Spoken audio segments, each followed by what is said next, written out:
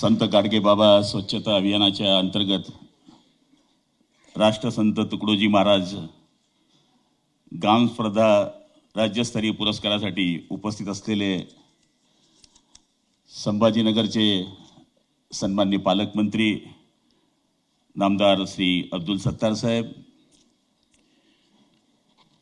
आमचे मित्र आणि गृहनिर्माण मंत्री नामदार अतुल सावे साहेब, ज्यांनी केंद्रामध्ये अर्थराज्यमंत्रीपद भूषवलं आणि राज्याकरता बरीच कामं केली, ते आमचे मार्गदर्शक नामदार भागवत कराड साहेब, या विभागाचे आमचे मार्गदर्शक आदरणीय खंदारे साहेब,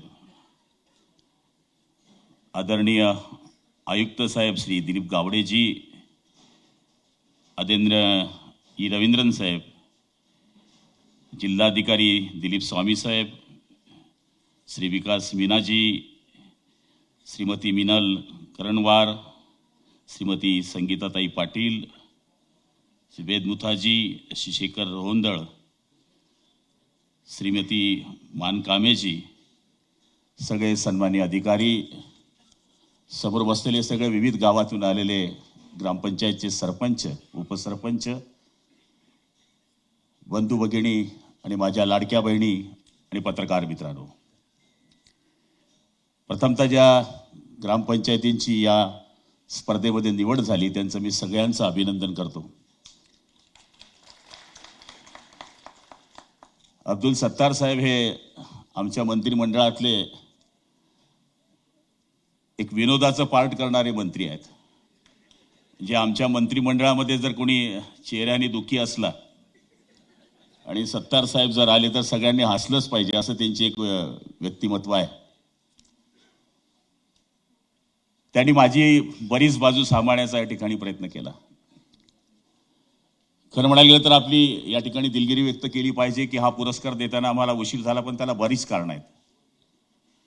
2 वर्ष कोरोनाचा काळ गेल्यामुळे माणूस माणसालाच बघत नव्हता. ही स्थिती असताना मग समिती पाठवण्यापासून तर गाव निवड करण्यापासून माणूस वाचवणं हे सगळ्यात महत्त्वाचं कार्य त्यावेळेस देशाला असल्यामुळं आपण त्या काळामध्ये हे काम करू शकलो नाही. पण मी नशिबान आहे सत्तार साहेब की मला डबल तेच खातं मिळालं. म्हणजे तुमचं खातं बदललं पण माझं नाही बदललं. म्हणजे एक जमान्यामध्ये मला आठवतं की मी 1985 साली शिवसेनेमध्ये काम करायला सुरुवात केली. 86च्या काळामध्ये बाळासाहेब हे चाळीसगावला सभेला आले होते आणि त्यावेळेस मी खाली एक कार्यकर्ता म्हणून बसलो होतो. त्यावेळेस बाळासाहेबांनी एक शब्द त्यावेळेस मांडला होता, आदरणीय सावे साहेब, एक काळ असा येईल की पाण्यावरून युद्ध होईल. आणि तुम्ही जे बोललात तर ते बाळासाहेबांचं स्वप्न जर कोणी या देशामध्ये साकार केलं असेल तर ते आदरणीय मोदी साहेबांनी केलंय. याचं मूळ कारण म्हणजे या देशामध्ये आदरणीय माजी गल्ला मंत्री ते बसले आहेत देशाचे, त्यांच्याकडे गल्ला खातच होतं. 8 लाख कोटी रुपये पाण्यावर खर्च करणारा पहिला एकमेव पंतप्रधान आदरणीय मोदी साहेब आहेत. आणि आपण सगळ्या डॉक्टरांकडे गेल्यानंतर आपला आजार कशामुळे येतो तर पाण्यामुळे येतो, अशा पद्धतीचं आपण लहानपणापासून ऐकतोय. स्वच्छता नसली तर आजार येतात हे पण आपण ऐकलंय. हे सगळं आदरणीय सरकारने हेरलं. मला आठवतं की 99 साली ज्यावेळेस मी पहिल्या वेळेस विधानसभेमध्ये गेलो, जिल्हा परिषदमध्ये ज्यावेळेस मी सभापती होतो त्यावेळेस आम्हाला पाहिजे तेवढी कामं करता आली नाही. आणि ज्यावेळेस मी पंचायत समितीला 92 साली होतो त्यावेळेस तर पंचायत समिती सदस्य म्हणजे त्याला काय फार मोठे अधिकार नव्हते. त्याच्या पूर्वीचे ज्या जिल्हा परिषद होत्या, म्हणजे मला आठवतं की आमच्याकडे केडी आबा पाटील हे जिल्हा परिषदेचे अध्यक्ष होते. ते नौकरी लगाने की भी अधिकार थे 4 क्लास को. हे शिपाई सकाळी आला तर तुमचा कार्यकर्ता संध्याकाळी शिपाईची ऑर्डर, अशी परिस्थिती त्या काळात होती, काँग्रेसच्या काळात. मी पक्षावर नाही बोलते पण अशी परिस्थिती होती. पण ज्यावेळेस आम्ही आलो विधानसभेमध्ये त्यावेळेस आराराबांनी ही योजना आणण्याचा प्रयत्न केला आणि बिना बजेटचं काम कसं करावं हे आराराबांनी त्यावेळेस शिकवलं. तुमचाच खराटा, तुमचंच अंगण आणि तुमचंच गाव स्वच्छता अभियान. त्याच्याने काय फायदा झाला हे सांगण्यापेक्षा जागृती झाली आणि गावाला वाटायला लागलं की आपण या स्पर्धेमध्ये आलो तर ईर्ष्या निर्माण झाली आणि गावागावाच्या सरपंचांनी, गावागावाच्या लोकांनी भाग घेतला. मी प्रत्येक भाषणात सांगत असतो किंवा आमच्या सगळ्या राजकीय लोकांचे अनुभव हेच आहे. एक वेळेस आमदारकी सोपी आहे, पण ग्रामपंचायत महाकठीण आहे. गावाचं सरपंच होणं, ज्यांनी पाप केलं असेल तो सरपंच होतो असे काही लोक म्हणतात. कारण की गावाच्या सरपंचांनी कितीही काम केलं तर विरोधक ती नाली दाखवल्याशिवाय स्वस्थ बसत नाही, अशी परिस्थिती आहे. त्यामुळे गावाचं सरपंच होणं, पाटणच्या तालुक्याच्या आमच्या सरपंचांची मी कहाणी ऐकत होतो. ते म्हणले मी 5 वेळेस सरपंच झालो. आम्ही 5व्या वेळेस आम्ही आमदार झालोय, पण तुम्ही 5 वेळेस सरपंच झाले तर आमच्यापेक्षा तुम्ही ग्रेट आहे. आमचं कसं असतं की 185 गावं मला आहे. एखादं गाव एखाद्या पंचवार्षिकला लीड देतं, दुसऱ्या पंचवार्षिकला देत नाही. एखाद्या गावात यावेळेस हवा असते, एखाद्या वेळेस नसते. तुमचं तितक्याच क्रिकेट मैदानामध्ये खेळायचं आहे तुम्हाला. मेरे बाप ने उसके बाप को गिराया था, तिथून स्टार्ट होते गंमत.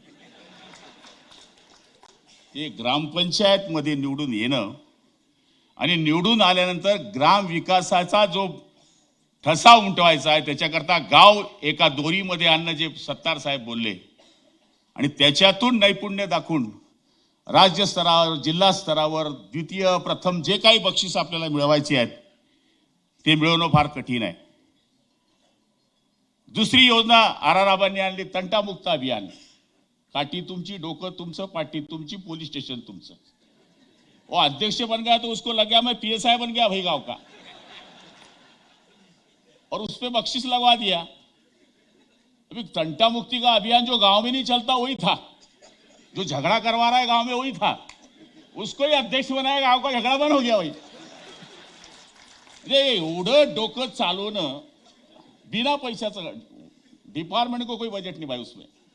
SP च्या हाताने त्या माणसाला जो गावामध्ये डॅमगिरी करतो त्याला जर अध्यक्ष म्हणून चांगला पुरस्कार मिळतो तो तो गाव. ते गावात अजून शकुनी मामा मेलेले नाहीये, तर त्या शकुनांना हिरण्याकरता एक अभियान त्या काळामध्ये आबांनी आणलं. म्हणजे पक्ष आमचे वेगळे वेगळे असतील, त्यावेळेस तर मी पहिल्या वेळेस ज्यावेळेस एंट्री केली तेव्हा मी 30 वर्षाचा असेल, आमदार झालो पहिल्या वेळेस तेव्हा. पण असे काही हे नेते होऊन गेलेत, ज्यांनी जी चांगली कामं केली आहेत ती बोललीच पाहिजे आणि ती मांडलीच पाहिजे. हे पुरस्कार म्हणजे आपलं गावाचं वैभव आहे. वर्ल्ड कप जिंकल्यासारखं हे काम करून जात आहे तुम्ही आज तुमच्याकरता. आणि मला तरी असं वाटतं की आता हागणदारी मुक्त गावाचा हे सांगायची आता गरज राहिली नाही. याचं मूळ कारण गावाच्या माणसाला, गावाच्या तरुणाला, गावाच्या तरुणीला हे वाटायला लागलं की माझं गाव स्वच्छ असलं पाहिजे. आता आम्ही आमदार लोक चुकलो तर 2 मिनिटात बातमी येते. एखादं गाव जर खराब असले, म्हणजे गावाचा रस्ता अंतर्गत तयार करावा, 15 वित्ताचे पैसे तुम्ही घेता, रोड करायची जबाबदारी तुमची पण आहे. पण अभी 25-15 चालू हो गया, 30-54 आहे, 50-54 आहे, बरेच हेड आले. पूर्वी नव्हतं हे. आपण पहिल्या वेळेस आमदार झालो, अभी 99 में थे, 55 लाख रुपये आमदार फंड होता. एक शाळा खोली दिली साहेब खंदारे साहेब, 50,000 शाळा खोली व्हायची. पुरं गावाने मिरवणूक काढली. आम्ही आता 5 कोटीची रोड देतो तर आम्हाला 5 लोक भेटत नाही, ही परिस्थिती आहे. कारण की आता सगळ्यांना कळायला लागलं की विकास केल्याशिवाय कुठलाच माणूस, गावाचा असू दे, तालुक्याचा असू दे, किंवा तो केंद्रामध्ये जाणारा माणूस असू दे, बाप दाखव नाही तर श्राद्ध कर, अशी मानसिकता जनतेची झाली आहे. गावाचं दर्शनीच भाग जर चांगला नसेल, गावाच्या बाहेर हनुमानाचं मंदिर का बांधतो आपण? गावामध्ये चुडल येऊ नये, भूत येऊ नये, हे जुन्या लोकांच्या मनी आहे. म्हणून म्हणले हनुमानाचं मंदिर बांधतात. गाव स्वच्छता अभियान कशा करता करतोय आपण? तर प्रॉपरी गावातच दर्शनी भाग. तुमचं जर स्वच्छ नाही तर तुमचं गाव कसं स्वच्छ राहील, तुमचं मन कसं स्वच्छ राहील? आणि आज मला या गोष्टीचा अभिमान आहे आणि आनंद वाटतोय की आमच्या डिपार्टमेंटनी हे करत असताना ज्या गावांची निवड आम्ही केली आहे ते कुठल्या तालुक्याचं आहे, कुठल्या विभागाचं आहे, कोणत्या याच्यात आहे, म्हणजे छोटं गाव असलं तर काय करू शकतं हे पाटणनी दाखवलंय. 420 होने के वजह से 100 घर हो गए. 100 घर में कभी पाटिल नाम की पूरी भावबंदकी बन जाए तो झगड़ा होता ही नहीं है. तो ते पण फायदा झाला त्यांना. मिश्रित कभी गाव हो गया ना भैया, वहां नहीं हो सकता है. तुम्ही आता माझं गाव 16,000 मतांचं आहे. उसमें 40% तुम्हारे लोग हैं, सलाम वालेकुम वाले सब. उसमें हमारे हैं, बौद्ध समाज के हैं. वहां पे करने जाओ तो बहुत मुश्किल बनेगी. लेकिन कभी छोटा गाव है, छोट्या गावामध्ये फार सोपं आहे. आणि तुम्ही 5 वेळेस सरपंच झाले म्हणजे ते म्हणतात ना की नजर नजर में रहना भी कमाल होता है, नफस नफस में बिखरना भी कमाल होता है, बुलंदियों पे पहुंचना कोई कमाल नहीं, बुलंदियों पे ठहरना कमाल होता है. आणि माझ्या माहितीप्रमाणे सुंदर असं काम आपण केल्यामुळे आज या ठिकाणी पुरस्कार मिळतोय. सरपंच आणि ग्रामसेवक जर एका फटफटीवर गेले तर समजून जावं गावाची प्रगती आहे. हे सगळं मोठं गमक आहे. सीओ को पूछो आप. हो 1 ते 33 इसमें खेलते हो क्या? हो 150च्या वरती केंद्राच्या योजना राबवणारा माणूस आहे तो. आणि 1 आणि 33 मध्ये चालतो. जादा दादागिरी केली तर 1 ते 4 भरते म्हणतो. म्हणजे सांगायचा अर्थ असा आहे की एवढ्या याच्यामध्ये तुम्हाला केवढं खेळावं लागते. उसमें कभी थम्सअप सरपंच बन जावे तो बस भाई राम बोलो भाई राम हो गया. मग आप्पाला विचार, आप्पाला विचार. 2 ही लोग भाव वाले आजकल, एक तलाठी अप्पा ने एक ग्रामसेवक अप्पा. पूरे गांव की दौलत लेके घूमता हो बैग में. सांगायचा अर्थ असा आहे की एवढ्या लोकांना मॅनेज करून तुम्ही सरपंच होता आणि एवढं करून गावात स्वच्छ पाणी देणे. आमच्याकडे ग्रामपंचायत आपने बोला नाही, ग्रामपंचायत ऐसी हमारी तरफ की तुम्ही टॅक्स भरून द्या वर्षभराचं मोफत दळण. पुरा टॅक्स भरतो, मोफत दळण. सगळ्यात दुखी काय तुमची वसुली. सगळ्यात जास्त वसुली हा सगळ्यात मोठा प्रॉब्लेम आहे आपला. बऱ्याच पाण्याच्या योजनामध्ये खंदारे साहेब समोर बसले, रवींद्रन साहेब बसले, रवंदळ बसले. आम्हाला अडचणी काय आल्या? Light bill. सीओ साहेब बसले, सगळे लाईट बिलच भरत नाही ग्रामपंचायत. पाण्याने दिलं तर खाट टाकून सरपंचाला शिवी देते, पण पाण्याचं बिल भरायला पुढे नाही येत. म्हणून लोकांनी सुद्धा सरपंचाकडनं जर विकासाची अपेक्षा केली तर पैसे भरण्याची पण ताकीद ठेवली पाहिजे. आम्हाला जावं लागलं देवेंद्रजींकडे आणि सांगावं लागलं की साहेब काहीतरी करावं. आणि संभाजीनगरच्याच बैठकीमध्ये कराड साहेब आपण पण होतात. त्यांनी सांगितलं की चुना जाने दो भाई नया दो. काही ग्रामपंचायत लाख रुपये बिल आहे, लाख रुपये बिल. ज्याच्या घरावर आकोडा असतो तो पहिले लाईन गेल्यावर फोन करते. पर प्रॉब्लम ये है भैया, जो नल बिल नहीं भरता ना वो बोलता पानी नहीं आने म्हणले 4 दिवसापासून. तो इतनी कलाकारी करने के बाद ये कलाकारों का इतना नंबर लगता है कि साधे लोग है क्या भाई. तो सांगायचा अर्थ असा आहे की आज या ग्राम विकासाच्या मध्ये राष्ट्रसंत तुकडोजी महाराज असतील, संत गाडगे बाबा महाराज असतील, त्या काळामध्ये त्यांनी काय विचार केला असेल या गोष्टीचा. जेव्हा गावामध्ये आपण पाहिलं की आता 97-98 पर्यंत गावात सगळी मातीच माती होती. वो यशवंत ग्राम समृद्धि योजना आरारामा ने लाया था. 20% भरो, 80% लो, गाव की रोड बनाओ. त्याच्यानंतर मग पुढे वेगळ्या गोष्टी येत गेल्या. आणि आज जे गावं आपण पाहत होतो प्लास्टिकचे फूट बंद झाले. नाही तर पहिलं पावसाळा आला की आमचा बाप आम्हाला बूट घेऊन द्यायचा फार्मचा, आम्ही तो कापायचो का तर चावू नये म्हणून. ही फॅक्ट आहे. आज सांगा ना तुम्ही ते दुकान आहे का प्लास्टिकचं दुकान? कधीच नाही, संपलं. म्हणजे सुधारणा केली, राज्यकर्त्यांनी केली, ग्रामपंचायतींनी केली. पण आता आपल्याला मित्रांनो याच्यावर थांबायचं नाही. जसं कराड साहेबांनी सांगितलं की तांड्यावर जाऊन आम्हाला काही करता येतं का. आमचे खंदारे साहेब बसले, रवींद्रन साहेब बसले, त्याच्यावर पण आपण विचार करू की आपल्याला काही करता येतं का. या पुरस्कारांमध्ये अजून काही वाढ करता येते का. आम्ही मागच्या आठवड्यामध्ये GSDAचे पुरस्कार दिले. पण आम्ही त्याच्यामध्ये हेच सांगितलं की तुम्ही ते पैसे तिथेच वापरा, इथे यांना सूट आहे, आइए माल किधर भी वापरो, तर गटारी बांधू नका. 15 वित्त आयोग मध्ये तुम्ही बांधा जास्त गटारीच का बांधता सरपंच, तेच कळत नाही मला.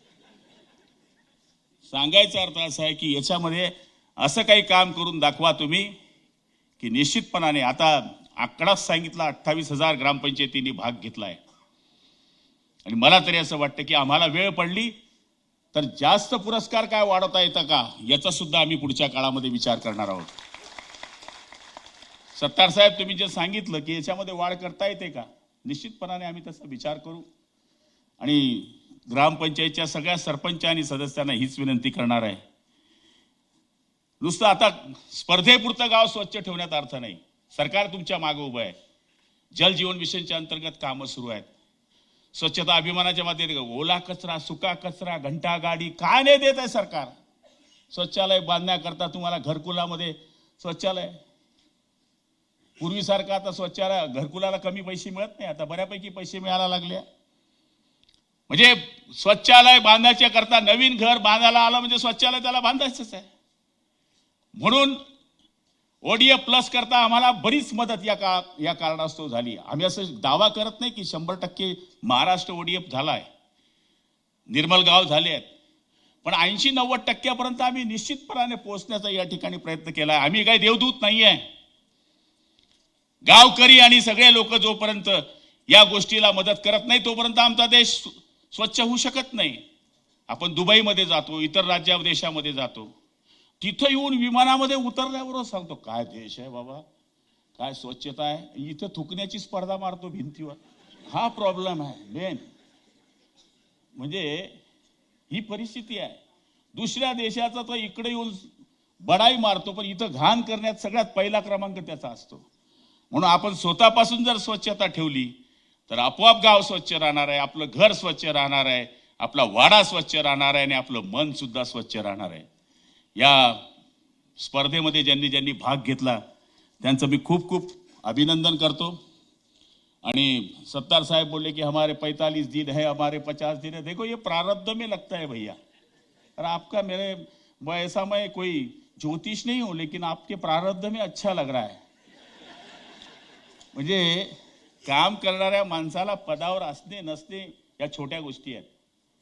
आणि आपण पदावर असल्यावरच काम करू शकतो असं नाही. आपण सर्वसाधारण कुटुंबातून आलेले लोक आहोत. आपले खापर पंजगावचे पंजोबा पण ग्रामपंचायत मेंबर नव्हती. आणि आपण काय सहज निवडून आलेले लोक नाहीयेत. आंदोलनं करून, लाठ्या काट्या खाऊन, वेळ पडली तर जेलमध्ये जाऊन काय काय स्पर्धा राजकारणामध्ये करता येतात, त्या स्पर्धेंना तोंड देऊन आपण या पदापर्यंत पोहोचलोय. याचाच अर्थ असा होतो की आपण सोनं जसं तापवलं जातं तसे तापून या पदापर्यंत पोहोचलो आहे. आणि मला तरी असं वाटतं की आपण जनतेमध्ये राहणारे लोक आहोत, माणसांमध्ये माणसाळलेले माणसं आहोत. त्यामुळे आपल्याला जनताही विसरत नाही. आणि काम करणाऱ्या माणसाच्या मागं पक्ष, जात, धर्म ये कभी देखा जाए तो फिर आपका चुन के आना जरूरी नहीं है. आपके मतदार संघ में 50,000 मुस्लिम हो गए और 3,500 हमारे लोग हैं. फिर कैसा होता है ये 3.5 लाख. फिर तो लोग काम करने वाले को कुछ नहीं करते. काम करणाऱ्याला सरपंच डबल करणार, टिबल करणार, 5 वेळेस करणार. त्यामुळे आपण पुढच्या काळामध्ये सुद्धा आपणच सरकारमध्ये येऊ, आपणच मंत्री राहू. मेरा खाता भले तुम ले लेना भाई साहब. आणि त्यांच्या शुभेच्छा आपल्याबरोबर राहणारच आहे. त्यामुळे विनोदाचा भाग सोडा. शेवटी जी जनता आहे, आता काय राजा हा राजाच्या पोटी आता जन्माला नाही आहेत. डॉक्टर बाबासाहेब आंबेडकरांनी झोपडीवाल्यालाही मत द्यायचा एक अधिकार दिला आणि टाटा बिर्लाला बी एक मत द्यायचा अधिकार दिलाय. पूर्वी राजा राजाच्या पोटी जन्माला यायचा, आता राजा मतपेटीतून जन्माला येतो. त्यामुळे निश्चितपणाने लोक राजा ठरवतात आणि राजा ठरवताना ते एकदम विचार करून ठरवत असतात. आपल्याला सुद्धा गावाचा राजा केलेला आहे. या राजांना मी हात जोडून विनंती करतो, स्पर्धेपुरतं गाव स्वच्छ ठेवू नका. तुम्ही पदावर असलात नसलात तरी तुमचं गाव हे स्वच्छ राहील याच्याकरता कायम प्रयत्न करत राहा. हीच आपल्याला विनंती करतो आणि माझे लांबलेले 2 शब्द संपवतो. जय हिंद, जय महाराष्ट्र. एबीपी माझा, उघडा डोळे बघा नीट.